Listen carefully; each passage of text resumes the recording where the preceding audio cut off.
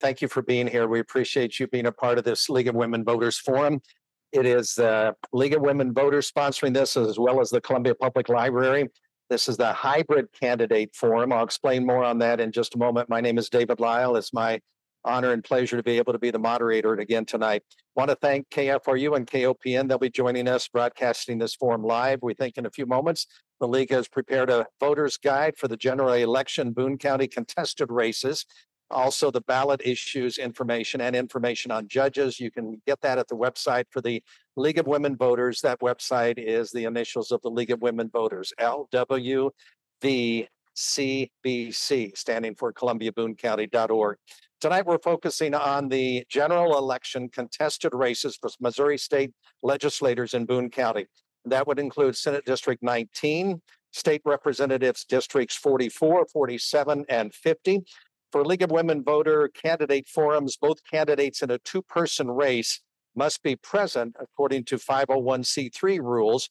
We're disappointed that two of the candidates in a couple of the state representative races are not able to join us. John Martin and John Potter let the League know that they are not going to be participating in tonight's forum. Mr. Martin is the Republican candidate for the 44th district, and Mr. Potter is the Republican candidate for the 47th district. So we're not going to be able to have a forum with those two candidates, but we will be able to have a conversation with their opponents at the end of the two forum segments that we'll have. It probably doesn't make any sense, but it does too if you'll just stay with us. After the two segments where we do have both candidates, we're going to end what's called the formal candidate forum, and then we'll do the conversations. And we'll get to those candidates in a few moments. In order to accommodate John Lane's schedule, we're going to start with the candidates for the 50th state representative district, and that is Republican House candidate John Lane and Democratic candidate Greg Bush. Each candidate is going to have 2 minutes for an opening statement, followed by a couple of League of Women voter questions. Then we have questions that you and the audience here in the Friends Room at the library can write on the index cards, catch the attention of a League of Women Voters member, and they will bring that question up front. If you're listening to us or participating via Zoom, you can use the chat section there to provide a question for the candidates. When we do get to questions, each candidate will have 60 seconds to answer the questions. If we need more time or a follow-up, let me know and I'll come back to both of you. We do ask the same question for both candidates when we have a contested race with both candidates present. So the questions need to be appropriate for both candidates. So at the end, we'll have a 1-minute closing statement. Candidates will give their closing statements in the reverse order of their opening statements. If all that is extremely clear on this Thursday evening, we're going to start. John Lane, welcome. Glad that you're here. We'd like to hear your 2-minute opening comment. Thank you, David, and thank you to the League of Women Voters for the opportunity to be here this evening. As David said, my name's John Lane, and I'm running for the 50th House seat of the Missouri House of Representatives. I was born right here in Columbia, and my parents were in school. My mom was a teacher for a business school, and my dad was in veterinary school. And after he graduated from vet school in '71, we moved to Clinton and took over my grandfather's veterinary practice, who was also a graduate of Mizzou in '51. So interestingly, the three of us graduated in '51, '71, and '91. So I grew up in Clinton. I was active in school activities there. I was active in scouting, and I did a lot of volunteer work for the Red Cross. We had a disaster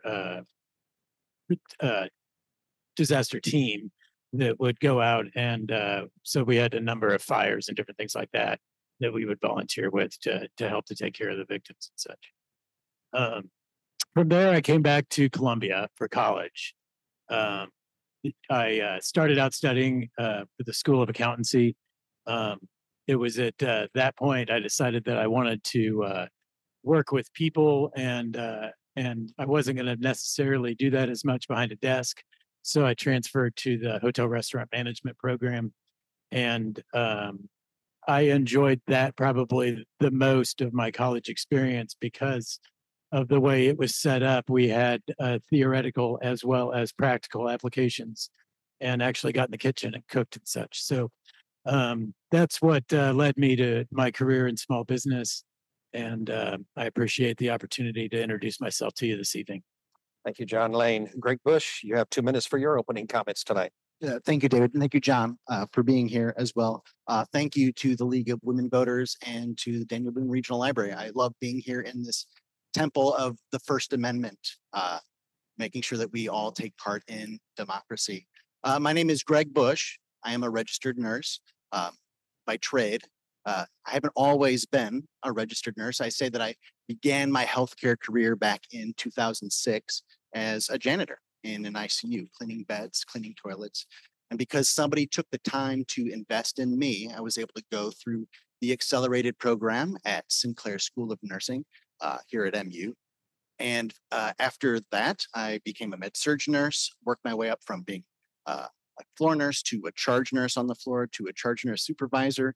And now I'm on leave currently from MU Healthcare, where I was the coordinator for patient education and professional development for the 6 hospitals and the 90+ clinics. I'm running because I think we need a common sense voice down in Jeff City. We have seen attacks on our public schools. We've seen attacks on our healthcare system. We've seen attacks particularly upon women's healthcare and upon children's healthcare and getting the healthcare they need to support who they are. I'm a fellow in the Missouri Nurses Association Advocacy Institute, which means I've been down at the Capitol meeting legislators, advocating for not only my profession, but for healthcare, and for the patients that we serve, and for our community. I look forward to your questions, and I want to know kind of which direction you want to know, because I've been out listening to voters, and I want to know what's important to you to make sure that we have a good, or that I can be a good representative, not only for the 50th, for Columbia and Boone County, but also for all. Struck me as I was listening to you. Isn't it amazing how attacks sounds like attacks? ATTACKS, not A space TAX. So I was thinking about that. This is the district that Doug Mann has been representing, but he has decided not to run for re-election. For those of you who need to have that place. Let's start with John Lane answering the first question. I'm just going to pick up from where Greg Bush just kind of finished. What are the biggest problems of residents in District 50 that you can address as their next state rep?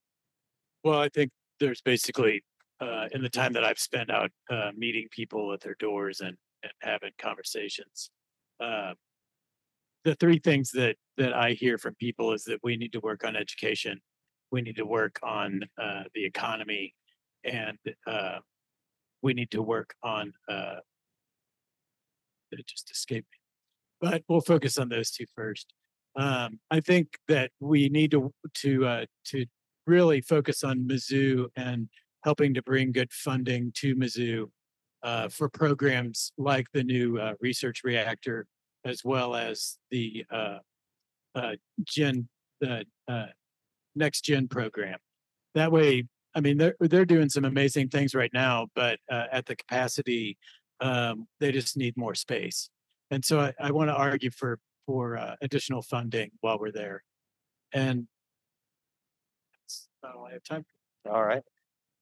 Greg Bush, same question to you. What are the biggest problems of residents in District 50 that you might be able to address as their next state rep? Yes, thank you for that question. I've had more than 900 unique conversations with voters throughout the district. Knocked or rung doorbells on thousands, pushing 5,000 doors. When I introduce myself as a nurse, obviously they say healthcare. There's such a problem with getting to see physicians. There are procedures, rather simple procedures, that because we don't have physicians here in order to accommodate these simple procedures, people are waiting for quite a long time in order to get these done. Another thing, of course, is on the top of everybody's mind, particularly when I'm meeting families, is education, public education at all levels.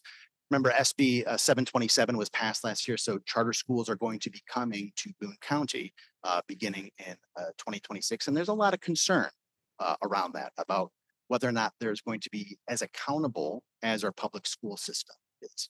And the third thing that I'm hearing a lot about in House District 50 is the tenor in politics.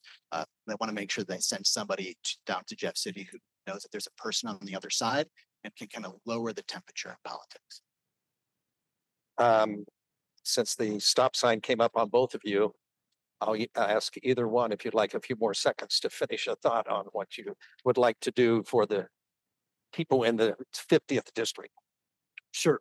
My one of my other points is on the economy, and particularly for small business. I think the university is kind of the foundation for the economy in Columbia, but they provide workers that work in local businesses, and those small businesses need help with the regulations that are in place, as well as tackling the labor force and lots of other things that I think we can do a better job by influencing trade schools to offer programs that are going to be of significance in training for job training, and offer the students, an additional opportunity to gather an education that may not necessarily be the traditional form, but can learn a trade and become a plumber or electrician, or if we had a culinary program close to here, they could train and actually be a chef. So, and then the third point that people brought up to me was safe roads, or safe streets, and the crime problems that we're seeing around Columbia. All right. Greg Bush, you were cut off talking about the tone in politics. I don't know if you want to pick up on that as a follow up to your answer or go somewhere else. Well, there's no shortage of problems that not only House District is facing, but also Missourians across the country as well. There's a handful of things that we can do in order to address some of these problems. And again, there's no shortage of problems, what there's shortage of is solutions down in Jeff City. We've seen a majority down there for the last 20 years kind of dictating the tone, dictating the tenor, making sure about university funding, whether it's coming or whether it's going. So those are the kinds of things that we actually need to work together down in Jeff City. Being a Democrat and probably in the minority, hopefully not the super minority again, we've got to find those ways to work together, find the things that we agree on, treat each other as individuals, stay true, and continue forward for setting up the next shift for success for our generation. Greg Bush, this question goes to you first. Whichever one of you wins, you're going to be a newcomer to this office. Describe your motivation to be a state rep. Right. There is a sense of advocacy as a nurse. When I started as a nurse, I advocated for just one patient or a group of patients. When I became a charge nurse, I advocated for a whole floor. And now on leave, I've been advocating for all of the nurses and all of the employees of MU Healthcare and the university system since I left. This is really just an extension of the advocacy work that I have been doing. And in order to be a good advocate, you have to listen to people, meet them where they are, try to guide them along to a solution, to a common solution that can actually work in the real world. Those are my motivations. John Lane, same question to you. Describe your motivation to be a state rep. With everything that I go to do, I try to leave it better than I showed up for. And I felt like after living in the community for close to 4 decades, that it was time that I start to give back. And entering the race was one of those ways that I feel like I can give back to the community. I've seen us grow tremendously over that period of time. And Columbia has changed a lot. When I was born and lived here, Green Meadows was basically a small street as opposed to the developed street that it is today. Where I had my restaurant at Providence in Green Meadows was still a pasture at that time. And I've had the opportunity through college to watch the Providence Road expand from 2 lanes to 4 lanes. And so with that growth, there also comes other opportunities. And I feel like we need to do a better job of seizing on those opportunities, but also we need to support the residents and the businesses in town to make sure that they're going to be able to thrive and the economy can continue to thrive. John Lane, this will come to you first. It's one of the League of Women Voters questions. It's actually got a few parts to it, but it's related well. Do you think Missouri should spend its excess tax revenue, return it, or put it in a rainy day fund? And if you want them to spend it on what? I think that the budget at the state level has grown massively over the last 10 years. And it's time that we start to become better stewards of that money and cut spending.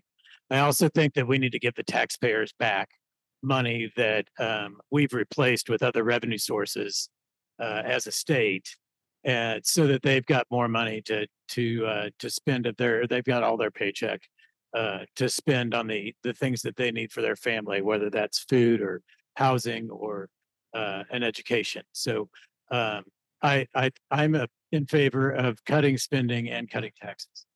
Greg Bush, same questions. Do you think Missouri should spend its excess tax revenue, return it, put it in a rainy day fund? If you want them to spend it, on what? Well, it's raining right now. And I don't mean the weather outside. I mean, we've had 12 hospitals closed since 2022. We have in Desi, there is a child care crisis right now with child care facilities closing because they can't get the money that they're owed. We have Mo Health Net that was purposefully underfunded to make sure that people couldn't sign up for Missouri Medicaid, which hurts our people that are the most vulnerable the most. So then the governor, is that stop already? Oh, I'm such a law abider, reclaiming my time. So these are the kinds of things that I understand the nature of wanting to put more money into people's pockets, but how are we going to support people? How are we going to support families? That takes investment, that takes people working together. And the governor just vetoed $1 billion out, line item vetoed $1 billion out of the state budget. So there's money there in the bank right now. The question is what we're going to do with it, what our morality is, and how we're going to move forward to make sure that we leave this state and this district better than we find it. This question will go to Greg Bush first. University funding, both of you mentioned MU and education as a couple of the things that you're hearing from constituents and from others, and your own concerns also deal with education. University funding is very low, historically low level. How would you support the university? And coupled with that, what criteria would you use to recommend Board of Curator candidates to the governor? I'll take the second part first. Recommending Board of Curator candidates, somebody that's going to look after the assets of Mizzou. I happen to believe that the assets of Mizzou lie primarily with the people that work at Mizzou. Me, my spouse, my friends. We are all, it's the largest employer here in Columbia. And you're right, it has lagged. The last time that Mizzou got everything that it wanted was 1984. That's a real significant thing. And that was was $186 million. In today's money, it should be $563 billion. We are underfunding Mizzou right now to the tune of $80 million. So that's when I talk about when it's raining. It's raining right now in Missouri. And we need to actually continue to invest in the workers into Mizzou. And it's just been too long since we've actually had a legislature in power that cares about funding our public institution. John Lane, to you, how would you support the university? What criteria would you use to recommend Board of Curator candidates to the governor? Funding for the university is one of my top priorities, and I think it's important that the state invest in its land grant institution. Some examples of places that I think are underfunded and huge opportunities for us are the Next Gen Health Sciences Center. It handles research as well as clinical operations. They're tackling 8 of the top 10 mortality causes in our state, whether that be diabetes or Alzheimer's or cancer or heart disease. And so I think we've got to invest in that research, and it's starting to come back to us. If we look at what's happening at the Next Gen the research reactor, there's 4 isotopes that are being made at Mizzou that can't be made anywhere else in this country. And we need to support that and support the businesses that are getting those critical treatments off the ground, and be able to develop that into something that the university really could become a hub for healthcare across the country. You look like you want to follow up with something. I do. I know people that work at the Next Gen reactor, and when you're talking about the isotopes, these are life-saving medicines. for people that rely upon them every day. And their half-life means that they have to be made on a daily basis and shipped out on a daily basis. And this is something that we, agree on. Last fiscal year, the state withheld $19 million and is projected to withhold another $20 million for the next fiscal year. These are investments that we can make. But unfortunately, over the last 20 years, since the Republicans took control back in 2003, we just haven't seen enough investment in these particularly life-saving treatments. John Lane, you want another comment on this particular issue about MU? Well, the only other thing is I think MU could be a leader for us in mental health care. I think that a lot of our narcotics addiction, substance abuse treatment and prevention, really the root cause is going to be addressing our mental health. It's a huge issue for our veterans. I know that the VA has done a good job at making advances in how they're caring for patients and doing a total care as opposed to just what happens to be their ailment that day. And the new VA home also is going a long way toward getting that done, but we've got a long way to go. So this question will go to John Lane first. It's kind of related to, if you're elected as a state rep, you would be assigned to certain committees. From your specific work background, how would that influence your legislative work, and how would that influence what you would want to do as far as serving on a committee, specific committees, if you have some in mind? The committees I'm most interested in are going to be higher education, the agriculture committee. There's a task force on substance abuse and treatment and prevention, as well as the small business committee. And I picked those because I was a small business person, but I was also grew up in agriculture,